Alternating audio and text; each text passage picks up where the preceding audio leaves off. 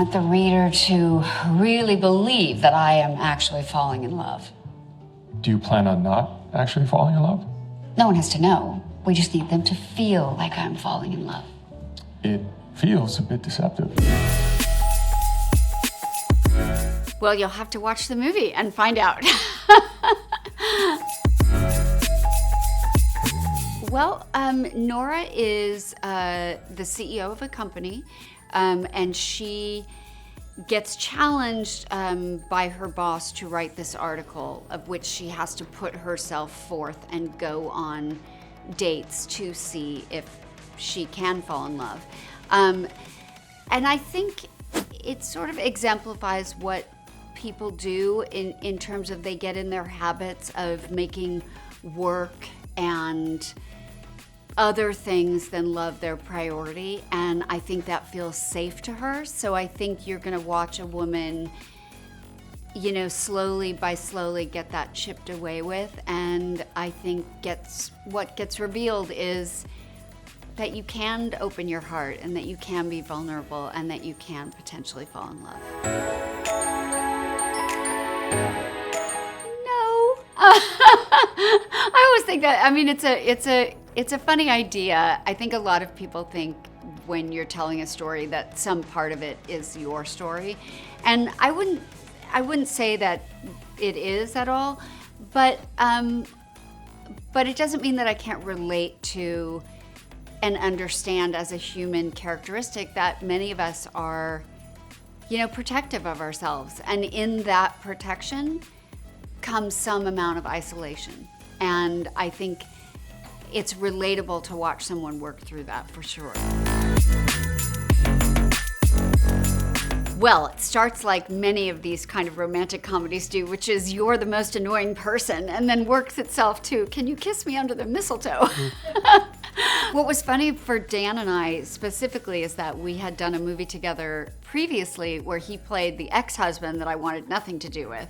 And then we ended up being cast together in this movie where he becomes the man that my character falls in love with. So that was really fun for us off camera because we just enjoy working together. And we felt like there was a familiar sense because we are friendly. Anyways, and he's definitely not hard to look at. So, so that part was easy. You know, I think as people, Dan and I really enjoy the work. Like, I think he has a lot of respect for how much I think about the scenes and the sort of dynamics of how we want to play something. And he also always appreciates my physical comedy, and that's something I love doing. So we had a really good time working together.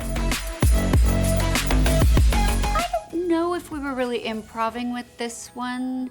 The first one we did together, there was definitely some rewriting happening for sure. But this one, I think not so much. I think this one we just really fell into a groove of finding the moments where we could grow towards liking each other and falling in love. I mean, I'm thinking of food, and that's the first thing that comes to my mind, but food always comes to my mind because I love food. But I do love to show people that I love them through my food. I have this one eggplant casserole that I call the I Must Love You a Lot eggplant casserole because it takes me about 8 to 12 hours to make it, and it's the way you have to treat the eggplant and salt it and wash it and grill it and then layer it all up, and then I also make the tomato sauce that goes with it. And it really is me standing on my feet for like 8 hours in my kitchen. So I finally named it that. I named it the I Must Love You a Lot eggplant casserole because if I make it for you, I've spent a lot of time. Oh, so to answer your question, I mean, that's kind of what I think about the holidays and love is just connection and sharing memories together and traditions, and usually for me that happens over food. If you look at my Instagram, you will see that for many years I have been building a Christmas village on my piano in my house. And a few years ago, I started doing the time lapse thing. That also takes me actually a couple days. It's a pretty magical thing. I mean, it really, over the years, it's gotten quite expansive, and it's all electric, and I do the whole thing myself. It's never quite the same. Every year, a new piece gets added, maybe something goes away. And it's kind of this wonder thing of where, you know, people will come over to the house and look at, and you're just like looking at all the little detail and whatever. So that's one of my traditions. I always build something out of gingerbread. I've done a Barbie house out of gingerbread. The rule with gingerbread is everything has to be edible. That's the rule. Otherwise you can't do it. So I've made a chandelier, I've done a church, I've done a Barbie house, I did Santa's North Pole. So I'll make something out of gingerbread. There's more. I'm into Christmas. That's the first time in my whole career I've ever had a project that I've been in come out on my birthday. I'm celebrating with some very close friends and family, and we're doing a little adventurous trip and to one of my favorite parts of the world. And you know, the thing that was important to me is just about sharing such a big, special day with people that I know are going to be in my life forever. Yeah.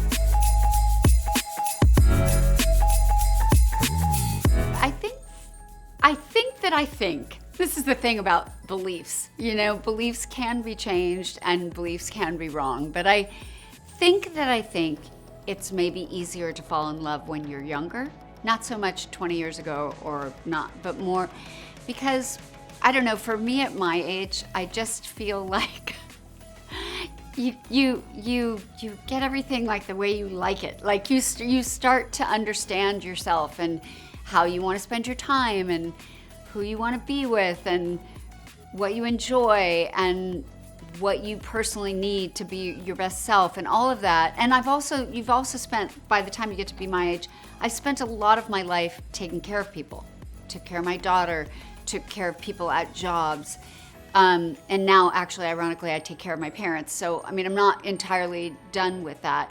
But I just feel like when I imagine someone else my age with all of the same feelings I have about my little system, it seems maybe harder to imagine that merging. Whereas, you know, I watch my daughter who's in her 20s or other people that are young, and it seems like there's so much more malleability of like how you can decide to have habits and behavior, and you can kind of grow that together.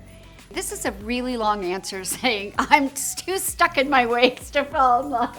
I think another thing is people confuse falling in love with like a partnership. I mean, I have plenty of love in my life.